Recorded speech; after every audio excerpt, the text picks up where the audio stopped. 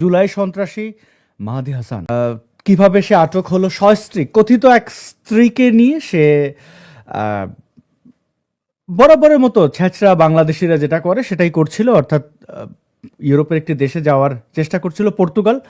এবং এই চুক্তিভিত্তিক যে বিবাহ, সেই বিবাহের মাধ্যমে তো সস্ত্রীক আটক হয়েছে দিল্লিতে, এবং দিল্লি থেকে তাকে বাংলাদেশে ডিপোর্ট করা হচ্ছে। সর্বশেষ আপডেট আমরা জানবো, এবং ধন্যবাদ দিতে চাই ভারতীয় নিরাপত্তার দায়িত্বে যারা রয়েছেন, পুলিশ, তারা খুব দ্রুত এই জুলাই জঙ্গিকে খুঁজে বের করেছেন, এবং তারা প্রমাণ পেয়েছেন যে বাংলাদেশ থেকে অবৈধভাবে ভিসা নিয়েছে এই জুলাই জঙ্গি মাহাদি। অর্থাৎ ভিসার যে নিয়ম, যে শর্ত, সেগুলো গোপন করে প্রতারণার মাধ্যমে ভারতীয় ভিসা সে সংগ্রহ করতে পেরেছে। আপনারা জানেন বাংলাদেশে ভারতের ভিসা এক প্রকার সকলের জন্য বন্ধ। বিশেষ করে আপনি যদি ভারতের জন্য নিরাপদ কেউ হয়ে থাকেন, তাহলে তো আপনি ভিসা পাবেনই না, এটা সম্ভবই নয় আর কি। মানে ভালো মানুষদের জন্য ভিসা পাওয়া কঠিন, কিন্তু এই ধরনের চোর বাটপার তারা বিভিন্ন পন্থায় ভারতের যে হাইকমিশন রয়েছে বাংলাদেশে, ভিসা সেন্টারগুলোতে তাদের টাকা পয়সা দিয়ে বিভিন্নভাবে লাখ লাখ টাকা দিয়ে তারা ভিসা সংগ্রহ করে, কারণ তাদের পালাতে হবে। জুলাই জঙ্গিরা সারা বাংলাদেশে আপনারা জানেন পালাচ্ছে, কারণ এরা এই গত 17-18 মাসে এমন কোনো নির্যাতন নেই মানুষের উপরে করেনি, এমন কোনো অসৎ পন্থা নেই যা অবলম্বন করেনি। অর্থাৎ চাঁদাবাজির মাধ্যমে মানুষকে ব্ল্যাকমেল করে, ফ্যাসিবাদের দোসর, তাদের যা মনে হয়েছে তাই বলে মানুষকে আসলে কোণঠাসা করে তাদের কাছ থেকে অর্থ তো হাতিয়ে নিয়েছেই, সাথে আরও অনেক ধরনের অপরাধের সাথে তারা যুক্ত। তো সেই জুলাই জঙ্গি মাহাদি হাসান দিল্লিতে গ্রেপ্তার হয়েছে সস্ত্রীক, এবং তাকে বাংলাদেশে ডিপোর্ট করা হয়েছে। এখন সম্ভবত সে বাংলাদেশ পুলিশ গোয়েন্দাদের জেরায় আছে। বাংলাদেশও অ্যারেস্ট হওয়ার প্রবল সম্ভাবনা আছে, যেহেতু তাদের যে ওস্তাদ, সেই মব সন্ত্রাসী, মব ফাদার মোহাম্মদ ইউনুস এখন আর ক্ষমতায় নেই। আপনারা জানেন এই জুলাই জঙ্গি বাংলাদেশে কিন্তু আটক হয়েছিল। একে একে দেখি চলুন তার সর্বশেষ অবস্থা কি। দেখতে পাচ্ছেন বাবা হাত করে রেখেছে, মানে বোঝাচ্ছে যে আমি সেফ, আমি তার কথা শুনবো। তার আগে একটু ঘুরে আসি। অনেক ভারতীয় বন্ধুরা বলেছেন যে আসলে সে পুলিশ হত্যা কিভাবে করেছে সেটা তারা জানেন না, একটু জানানোর চেষ্টা করব। ভারতীয়দেরকে ধন্যবাদ যারা সাহায্য করেছেন, যারা একে খুঁজে বের করেছেন, বা পুলিশকে পুলিশ বা ভারতের আইন শৃঙ্খলা বাহিনীকে বারবার অনুরোধ করেছেন যে এই জুলাই সন্ত্রাসীরা যেন তাদের দেশে আশ্রয় না পায়। দেখুন, ভারত আমার মনে হয় একটা বড় ধরনের বিপদ থেকেও বেঁচে গেল। কিভাবে? দেখুন, এই হাদি নামক যে ছেলেটা, যে এই মাহাদির মতোই একটা জুলাই জঙ্গি, তার ভাষা উচ্চারণ শুনেছেন, প্রতিপক্ষকে মানে নারী কেন্দ্রিক খুব বাজে শব্দ, কলকাতার বন্ধুরা যেটাকে বলেন খানকির ছেলে, এরকম যে ওদেরকে ধরে নারীর জননাঙ্গ ছিঁড়ে ফেলতে হবে, এরকম সাউয়ামাও ছিঁড়ে ফেলতে হবে, এটা ছিল তার বেশ পরিচিত একটা, এগুলোকে স্লোগান বলবো, যাই হোক, এগুলো বলে তারা জনপ্রিয় হয়েছিল। এবং সেই হাদিকে কিন্তু জামাত শিবিরের গুন্ডারা তাদের রাজনৈতিক স্বার্থ উদ্ধারের জন্য গুলি করে হত্যা করার পর দাবি করা হয় যে হত্যা করেছে সে ছাত্রলীগ করে, এবং সেই হত্যাকারী নাকি ভারতে অবস্থান করছে, তাই ভারতের হাইকমিশনারের বাড়িতে পর্যন্ত হামলা করেছে। আপনারা জানেন যে এক প্রকার মধ্যরাতে নোটিশ দিয়ে নো ফ্যামিলি পোস্টিং, এটি ভারত জানিয়েছে তাদের পরিবারের সদস্যদেরকে বাংলাদেশ থেকে নিয়ে গেছে, স্ত্রী সন্তানদেরকে। তো এই জুলাই জঙ্গি মাহাদি হাসান ভারতে অবৈধভাবে যে প্রবেশ করেছে, নিশ্চয়ই তার একটা র্যাকেট আছে। ভারতের ভিসা নীতিকে কিভাবে ফাঁকি দিতে হবে তা তারা জানে, এবং একদম যে ফাঁকি দিয়েছে তাও বলবো না। ভারতের ভিসা যারা দিয়ে থাকেন বাংলাদেশিদের, তারা উদাস, এই জুলাই জঙ্গিদের ব্যাপারে উদাস। আমরা আশা করেছিলাম ভারত এদের রেড লিস্টে রাখবে, জুলাই জঙ্গিদের, তাদের স্বার্থে, নিজের স্বার্থে। বাংলাদেশে কি হলো না হলো এ নিয়ে ভারতের কিছু যাওয়া আসার কথা না, কিন্তু নিজেদের স্বার্থে। এই মাহাদি হাসান যে ভারতে গেছে, যাদের মাধ্যমে গেছে, তারা তো জানে সে ভারতে রয়েছে। ওকে যদি ভারতে হত্যা করতো, এরকম একটা জঙ্গি যদি ভারতে ঢুকতে পারে, তার মতো আরো দু একটা জঙ্গি ঢুকতে পারে, এবং এরা প্রকাশ্যে পুলিশ পিটিয়ে হত্যা করে ঝুলিয়ে রেখেছিল। তো এই জুলাই জঙ্গি ভারতে ঢুকে যদি ভারতে হত্যা হয়, তাহলে বাংলাদেশে যত হিন্দুরা আছে তাদেরকে মেরে ফেলা বাংলাদেশি ইসলামিক সন্ত্রাসীদের কাছে বৈধ হয়ে যাবে, জামাত শিবির যেটা চায়। এবং ভারতের যারা কূটনীতিক আছেন, দেখুন, ক্ষতি প্রথমে করে ফেলে, মূর্খ প্রথমে বড় ক্ষতি করে ফেলে, তারপরে আপনি পাল্টা কি করবেন সেই চিন্তা সে করে না। বুঝতে পেরেছেন? ভারত নিশ্চয়ই সামরিক দিক থেকে সকল দিক থেকে বাংলাদেশের চেয়ে অনেক শক্তিশালী একটা রাষ্ট্র, এটা নিয়ে কোনো তর্কের কোনো সুযোগ নেই। এখন অনেক ভারতীয়রা মনে করেন কিছু করে দেখো, খবর করে দেবো। আরে খবর পরে, প্রথম হচ্ছে এই জঙ্গিরা কখনো তাদের জঙ্গিদের কখনো দেশপ্রেম হয় না। দেখুন বন্ধু, 7th of October হামাস যে হামলাটা ইসরায়েলের উপর করলো, এখন আপনি বলবেন হামাসকে দেশপ্রেমিক? আপনি ইসরায়েলি নাগরিক হলে বলবেন যে হামলা করেছিল, দেখেছো কি করেছি, পরে কি করবেন সেটা, এতে হামাসের কিছু যায় আসে না। আজকে গাজা উপত্যকা মাটির সাথে মিশিয়ে দিয়েছে ইসরায়েল, মানুষ বাস্তুহারা। এখন বলুন, ভিকটিম কিন্তু হয়েছে সাধারণ মানুষ। ওই হামাসের সন্ত্রাসীরা কিন্তু ঠিকই গর্তে ফর্তে ঢুকে, এবং ও মরে গেলে ওর কোনো চিন্তা নেই, ও মনে করে মরে গেলেই ও 72 হুর পাবে, জান্নাতে যাবে, যা বদমাশি আছে করবে। এখন এই ধরনের বিকৃত চিন্তার লোকজনদেরকে কি করবেন?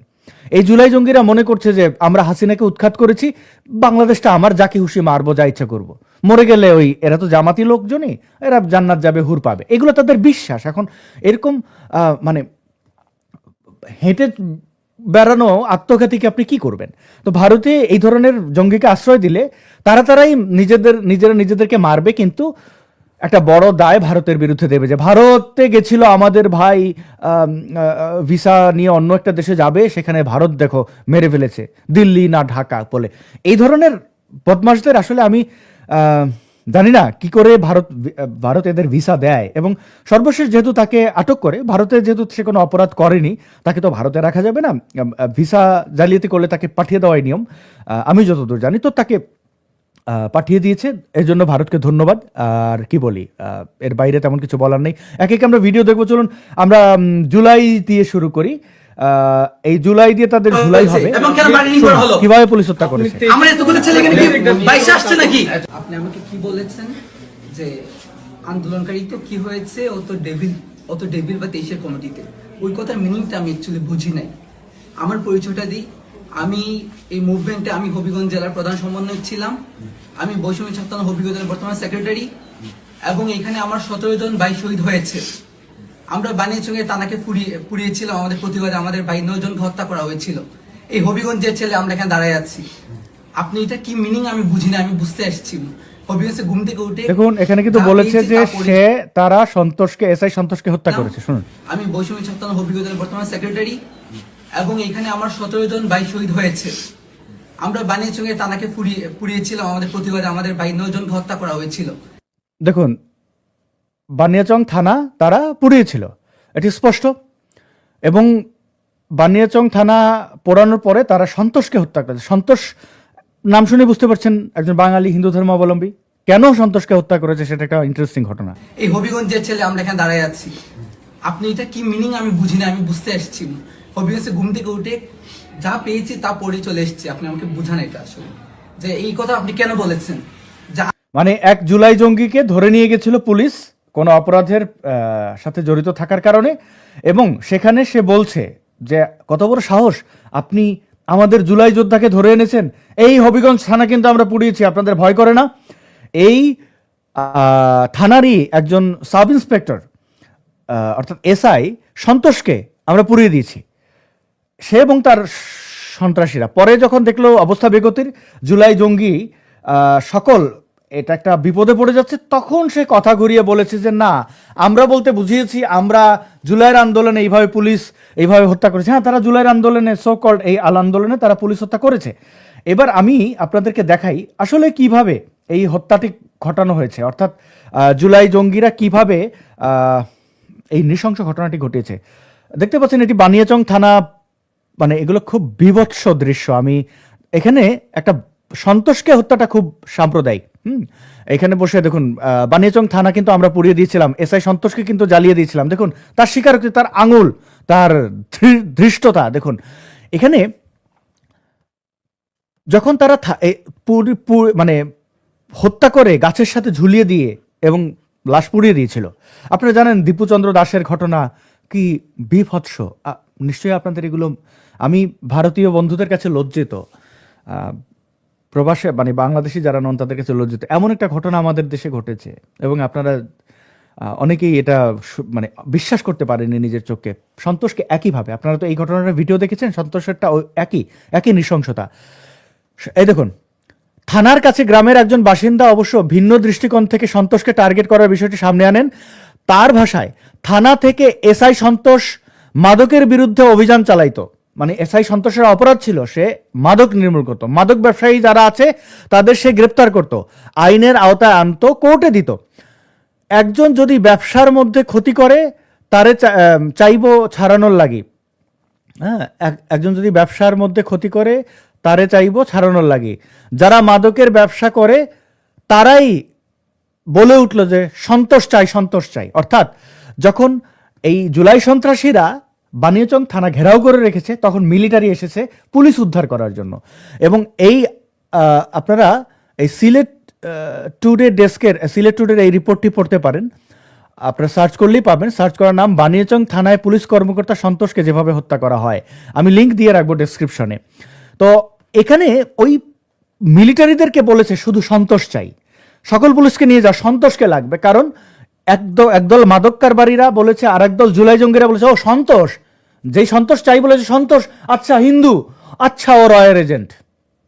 মানে এইভাবে কিন্তু দেখুন 1971-এ হিন্দু ধরে ধরে পাকিস্তানি মিলিটারিরা কিন্তু ধর্ষণ করেছে। প্রথম হিন্দু পেলে কোনো কথা নেই, মুসলিম হলে দেখেছে একটু পর্দা সর্দা আছে কিনা, দেখতে সুন্দরী কিনা। হিন্দু হলে কোনো বাদজাব বিছান নাই।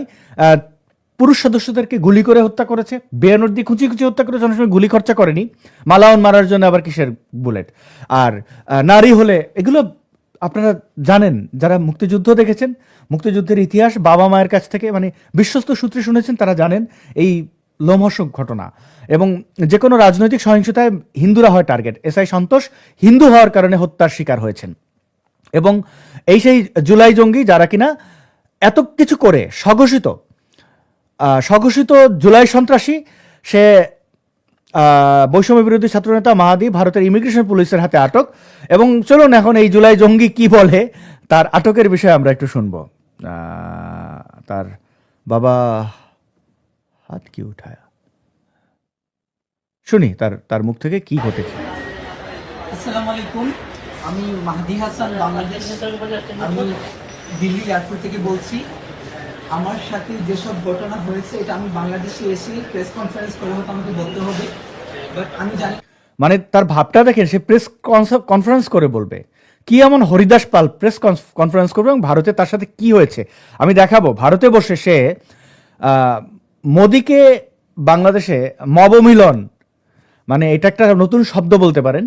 তো ওই সকল মব একত্রিত করে হি করবে, যেটা আওয়ামী লীগের আমলে ওরা একবার করেছিল। মোদিকে হত্যা করবে বাংলাদেশে, এই খায়েশ জানাতে গিয়ে তারা বাংলাদেশের বিভিন্ন জায়গায় অবকাঠামো ধ্বংস করেছে, রেলওয়ে ধ্বংস করেছে, তারা অনেকগুলো জান্নাতেও চলে গেছে তাদের বিশ্বাস অনুযায়ী। তো সেরকম একটা ডাক সে দিয়েছিল, শুনবো তার আগে ইমিগ্রেশনে ধরা খাওয়ার পরে ডিপোর্ট হওয়ার আগে আগে সে কি বলছে শুনি। আমি জানি না আমার প্রিয় বন্ধুগণ, ভিডিওটি শেয়ার করবেন অনুরোধ করছি। এখানে আমাকে আসসালামু আলাইকুম, আমি মাহদি হাসান, বাংলাদেশ। আমি দিল্লি এয়ারপোর্ট থেকে বলছি। আমার সাথে যেসব ঘটনা হয়েছে এটা আমি বাংলাদেশে এসে প্রেস কনফারেন্স করে হয়তো আমাকে বলতে হবে, বাট আমি জানি না আমার সাথে অনেকগুলো অকারেন্স হয়েছে। এখানে আমাকে প্রায় 40 মিনিটের মতো আমাকে পুলিশ কাস্টডিতে আটকে রাখা হয়েছিল। আমাকে খুবই বাজে আমার সাথে অ্যাপ্রোচ করা হয়েছে এবং তারা আমাকে জেলে দিতে চেয়েছিল। আই ডোন্ট নো আমি কী করেছি। এবং আমি বারবার বলেছিলাম যে if I do any kind of illegal work, আমার দেশের সাথে কন্ট্যাক্ট করেন, এম্বাসির সাথে কথা বলেন, আমার কান্ট্রি গভর্নমেন্টের সাথে কথা বলেন, বাট কেউ কিচ্ছু শুনে নাই। তারা আমার সাথে খুবই বাজে আচরণ করেছে। আমার 12:40-এর ফ্লাইট, আমি জানি ধরতে পারবো কিনা। এখন সাডেনলি আমাকে এখন রিলিজ করা হয়েছে এবং ইমার্জেন্সিতে আমাকে ইমিগ্রেশন দেওয়া হয়েছে। আমার 12:40-এর ফ্লাইট। আমি বাংলাদেশের মানুষকে বলবো যারা আমাকে টেনশন করেছেন, থ্যাংক ইউ এভরিওয়ান। এবং আমি এখন সেফ আছি এবং এবং এখন তারা আমাকে অ্যাপ্রোচ করতেছেন যে তারা নাকি ভুল মানুষকে ধরেছেন, বাট তারা আমাকে এত বাজে অ্যাপ্রোচ করেছে। Even one of the police, they were abusing me physically, touching me. আচ্ছা, টাচিং মি ফিজিক্যালি অ্যাবিউজ করেছে। অ্যাবিউজটা কিরকম একটু আমার জানার ইচ্ছা করে। অ্যাবিউজটা কি এরকম, মানে আপনারা জানেন এই জুলাই জঙ্গিদের অন্যতম তাত্ত্বিক পিতা খালেদ মহিউদ্দিন হায়াল্লা খালেদের মতো এইভাবে অ্যাবিউজ করেছে। মানে খালেদ মহিউদ্দিনকে মোল্লারা এরকম একটু টিপে দেয়, এখানে টিপে দেয়। এবং এরা তো বাচ্চাদের দেখেন চুম্মা দেয়, খালেদাকে চুম্মাটা দেয় নাই বোধহয়, বা পর্দার আড়ালে হয়তো চুমু দিয়েছে, যেহেতু খালেদা একজন পরিচিত মুখ। অ্যাবিউজটা কিরকম করেছে দিল্লি পুলিশ? বলছে তার গায়ে হাত দিয়েছে, অ্যাবিউজ করেছে কিভাবে? প্যাসেঞ্জার কিভাবে করা উচিত কিনা। So thank you, I am safe, সে ইন্টারন্যাশনাল প্যাসেঞ্জার। Safe now. এবং তারা আমাকে যে রিপ্রোচ করেছিল যে আমি এসআই সন্তোষকে কিল করেছি, এজন্য আমার মোবাইলকে even as I international passenger তারা কি আমার প্রাইভেসি চেক করতে পারে? আচ্ছা, ও বলে ওকে অ্যাকিউজ করা হয়েছে, একটু আগে আপনারা শুনলেন তার নিজের মুখের স্বীকারোক্তি, তারা এসআই সন্তোষকে হত্যা করেছে, বাণিজ্যন থালা পুড়িয়ে দিয়েছে। এরকম একটা সন্ত্রাসীকে পৃথিবীর কোন দেশ জায়গা দিতে পারে আপনি বলুন তো? কোন দেশের ভিসা নীতি বলে যে তুমি তোমার দেশের আইন শৃঙ্খলা রক্ষাকারী বাহিনীদের হত্যা করবে, বা কোনো যে কাউকে তুমি হত্যা করবে, এসে আমাদের দেশে এসে তুমি ট্রানজিট হিসেবে আমার দেশ ব্যবহার করবে? সেই ইন্টারন্যাশনাল কি বলছে তাকে, প্যাসেঞ্জার, ইন্টারন্যাশনাল প্যাসেঞ্জার। হাও? তোকে কি পর্তুগাল ভিসা দিয়েছে? তুই তো ওইখানে মেডিকেল, তুই দিল্লি কেন গেলি, ইন্ডিয়া কেন গেলি? ব্যাংকক যেতে পারতি, একই ভাড়া। অনেকে মনে করে ইন্ডিয়া মানে কলকাতা ঘুরে এসে মনে করে মানে কলকাতা যেতে আসতে খুব একটা পয়সা লাগে, কিন্তু দিল্লি তো বহুদূর এবং অনেক টাকা ভাড়া, সস্ত্রীক। এবং এরা যে ওইখানে যে চিটিং করতে গেছে তার প্রমাণ তো আমার কাছে আছে, একটু পরে দিচ্ছি। তার বউয়ের মুখে শুনবেন তারা কিভাবে 8 বছরের জালি চুক্তি করে, মানে চোরের আবার বড় বড় গলা। ছি ছি ছি, বাংলাদেশি মান ইজ্জতটা নষ্ট করে দিলি রে। করতে পারে? তারা ফোর্স করে, তারা আমার ফোনটা আনলক করেছিল, আনলক করে আমার ফোন তারা চেক করেছে। এন্ড তার ফোন নাকি চেক করে? I will take action after coming to my country, ইনশাআল্লাহ ইনশাআল্লাহ। এটা আমি হচ্ছে দিল্লি এয়ারপোর্টে আছি, তারা ইমার্জেন্সি হচ্ছে, আমি জানি না কি হয়েছে। 2-4 দিন ইংরেজি চর্চা করে ভাবছে পর্তুগাল যাবো, একটু ইংরেজি শিখতে হবে। বা যে জিনিসটা ভাষা না জানা অপরাধ না, কিন্তু না জেনে আদা সাদা ভুলভাল বলাটা অপরাধ। হয়তো আমার দেশ আমাকে সহযোগিতা করেছে, আমাকে তারা ইমিগ্রেশন করেছে এবং বলেছে আমার জন্য ফ্লাইট ওয়েট করছে, তো আমি গেলে পর তারা কি করবে। তো থ্যাংক ইউ বাংলাদেশ। তার জন্য flight wait করছে। বলবো প্লিজ এটা কি ডাউনলোড করে যেন আমরা রাখি, কারণ আমি জানি না আমার সাথে কি হতে চলেছে। আমার 12:40 ফ্লাইট। আল্লাহ হাফেজ, বাংলাদেশে দেখা হবে ঢাকাতে। আচ্ছা, তার এই ভিডিওটা ডাউনলোড করে রাখতে বলেছে, জানে না সে কি হবে। ওকে, তার স্ত্রীকেও আটক করেছে, কথিত স্ত্রী, মনে রাখবেন। দেখেন, এই আপুটি কিন্তু ওই ভিএফএস গ্লোবালে তার সহযোগী ছিল। তারা একটা জালিয়াতি চক্র, দেখুন তার মুখ থেকে শুনুন। हाँ सर, हाँ আপনি মেয়েদের কে হয় আপনি? আচ্ছা, একটু বলে রাখি, এই হিজাবি মানে মুখ ঢেকে রাখা চোর বলবো না, ওই নারীকে আর একিউজ না করি। তার পাশে যে ভদ্রমহিলা বসা আছেন উনি সম্ভবত সিকিউরিটি ইন্টেলিজেন্সের বা পুলিশের, তিনি এই অপরাধী কেউ নন আমার ধারণা। আপনি মেয়েদের কে হয় আপনি? ভাইয়া, আপনি একটু আগে কি বললেন? হাসবেন্ড। मेहदी नाकि तार भैया, देखो कैसे भैया से सैया हो जाती है। ओके, যাক। মেয়েদের কে হয় আপনি? ভাইয়া, আপনি একটু আগে কি বললেন? হাসবেন্ড। হাজব্যান্ড ওয়াইফ, এটাই তো সত্যি? কন্ট্যাক্ট ম্যারেজ করেছেন? সত্যি কথা বলবেন, ইয়েস। আপনার মাস্ক খুলুন। কন্ট্যাক্ট ম্যারেজ কি হয় আমি আসলে ভালো জানি না, এটা অনেক জায়গায় শুনেছি এরকম হয়। তো মজার বিষয় হচ্ছে যে এই মাহাদি কত বড় স্বার্থপর, সে তার এই হবু বউ চুক্তিভিত্তিক হোক আর বেটা বিয়ে তো করতেছে, তারে পালিয়ে গেছিল, তাকে ফেলে পালিয়ে গেছিল। এখন এই কন্ট্যাক্ট ম্যারেজ মানে এটা কন্ট্যাক্ট না কন্ট্রাক্ট হবে, কন্ট্রাক্ট ম্যারেজ, চুক্তিভিত্তিক বিয়ে। তো এটা কিভাবে সিলেটে শুনেছি, তবে আবার হ্যাঁ, সিলেটিরা ইউরোপে আমেরিকাতে স্থায়ী হওয়ার জন্য এই ধরনের বিয়ের আয়োজন করে থাকেন, পারিবারিকভাবে বিয়ে করেন। বাট সিলেটিরা কখনো স্ত্রী তো দূর কি বাদ, বন্ধুকে ফেলে কোথাও যাবে না, খুবই রেয়ার। 1001টা পাবেন যে ফেলে পালিয়ে যাবে। ও তো হবিগঞ্জ যদিও বৃহত্তর সিলেটের, বাট ওর মধ্যে ওই এথিক্সটুকুও নাই।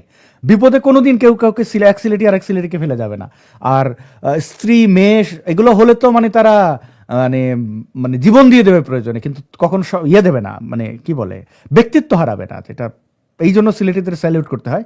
বাট এই কন্ট্রাক্ট ম্যারেজ করে সে 8 বছর, শুনুন খুলুন। কন্ট্যাক্ট ম্যারেজ করে যাচ্ছেন আপনি আরো? কবে কন্ট্যাক্ট ম্যারেজ কবে হয়েছে আপনাদের?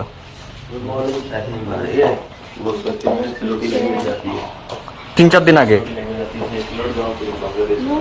তাহলে প্রায় 5-6 মাস আগে। আচ্ছা, ওকে।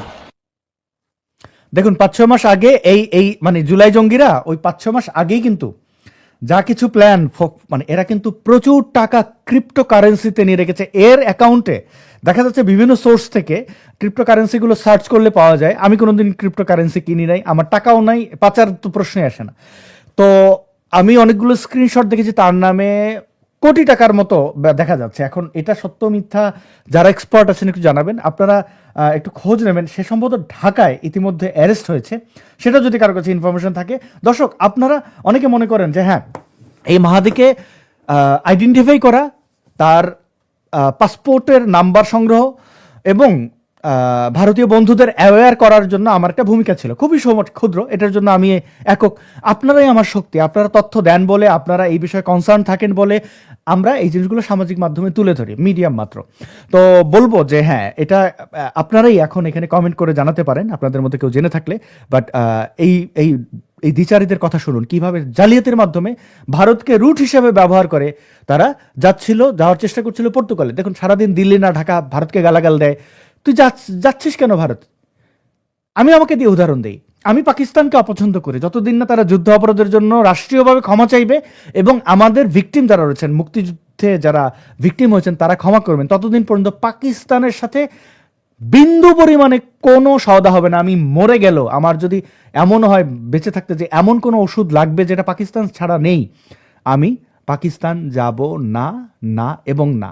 এবং পাকিস্তানের কারোর সাথে কোনো সম্পর্কও তৈরি করব না। এটা সিরিয়াস। কিছুদিন আগে আমার পাকিস্তানি একটা মেয়ে আমাকে খুবই পছন্দ করেছিল, বেচারি দেখতে শুনতে খুবই সুন্দরী এবং সেকুলার, কিন্তু ওই আমি ভুলে প্রশ্নই আসে না, কারণ আত্মীয়তার মানে আর একটা প্রেমের সম্পর্ক, তারপরে তো সেটা বিয়েও হতে পারে।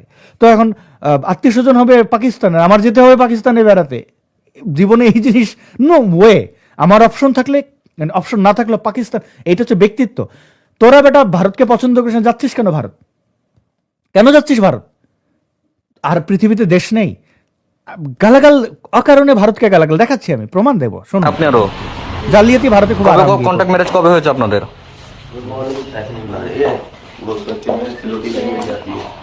3-4 দিন আগে। তাহলে প্রায় 5-6 মাস আগে। আচ্ছা, ওকে। বেচারি ওই একটু আগে ওই জুলাই জঙ্গিটা যেরকম ইংরেজি বলছিল, নো, আরে তোর বাংলায় জিজ্ঞেস করেছে, তোর তো সাত কপাল যে দিল্লিতে একজন বাঙালি এনেছে তারা, পুলিশ ভালো না হলে তো এটা করতো না। বাঙালি মানে ইন্টারপ্রেটারও তোর দরকার হয় নাই, যে করছে পুলিশই বাংলা জানে না। অবশ্য ভারতের সৌন্দর্য এটাই, সকল ভাষার মানুষ আছেন। তো চুরচুর করছে কেমনে? আচ্ছা, বেচারি একটা অপরাধ করেছে, এই কন্ট্রাক্ট ম্যারেজ, এটা অপরাধ। এবং জুলাই জঙ্গিকে বিয়ে করা আরো অপরাধ, কারণ তুই তো বিয়ে করেছিস স্বার্থে, ওর তো কোটি কোটি টাকা। নির্যাতনকারী, নিপীড়নকারী একজনকে তুই বিয়ে করেছিস কেন? না বুঝে বিয়ে করেছিস? তার তার তার অপরাধ দেখতে পাচ্ছিস না? যাই হোক, এই হচ্ছে তাদের স্বীকারোক্তি। দেখুন কত বড় জালিয়াতি করেছে তারা। এবং সে 14 ফেব্রুয়ারি ভ্যালেন্টাইন্স ডেতে বলছে মোদি বিরোধী আন্দোলন 2026, এবং সম্ভবত সে ভারতে অবস্থান করে এই কথা বলেছে। তো এরা কত বড় হিপোক্রেট তা নিশ্চয়ই আপনারা বুঝতে পারছেন। এবং এদের ব্যাপারে আর কি বলি, খারাপই লাগে। তো এই মাহাদি হাসানের প্রোফাইলে গেলে দেখবেন অসংখ্য বিদ্বেষ, ঘৃণার চর্চা তার এখানে রয়েছে। এবং এই এই এই যে পুলিশ হত্যার স্বীকারোক্তি দেওয়ার ছাড়া সে কিন্তু এর আগে তাকে মানে কেউ পুছতো না। সে গ্রেপ্তার হয়েছে বলে গুজব ছড়ানো হয়েছিল, 15 তারিখ সে এসে দম্ভ নিয়ে বলেছে এগুলো গুজব, এগুলো এগুলো সেই। তো কি আর বলা, মানে আমি একটু আমার বাংলাদেশের বন্ধুদের বলতে চাই, এটা হচ্ছে সূচনা মাত্র। এই জুলাই জঙ্গিরা পৃথিবীর যে দেশে যাবে এদের আইনের আওতায় আনা হবে। এই এখন বাংলাদেশে এসছে, বাংলাদেশের ক্ষমতায় এখন বিএনপি। আমার মনে হয় না বিএনপির সাথে যে পরিমাণে বেয়াদবি এরা করেছে, বিএনপি নেতাকর্মীদেরকে এই চাঁদাবাজির ভাগ দিতে হবে প্রতিদ্বন্দ্বী মনে করে, এমন কোনো মানে অসৎ আচরণ নেই, তারা করেনি। তো বিএনপি এদের ছাড় দেবে বলে মনে হয় না। জুলাই জঙ্গি তো জুলাই জঙ্গি, এবং পুলিশ হত্যাকারীদেরকে পুলিশ ছাড় দেবে বলে আমি বিশ্বাস করি না। দেখুন, কয়েকটা কথা বলি। আহ, ব্যক্তিগত পর্যায়ে এটা কথা বলছিলাম যে দেখুন, কোনোদিন শুনেছেন কোনো পুলিশ, অনেক পুলিশ দুর্নীতি করে, কিন্তু এই দুর্নীতির টাকা ভাগাভাগি করা নিয়ে মারামারি করেছে কোনোদিন শুনেছেন?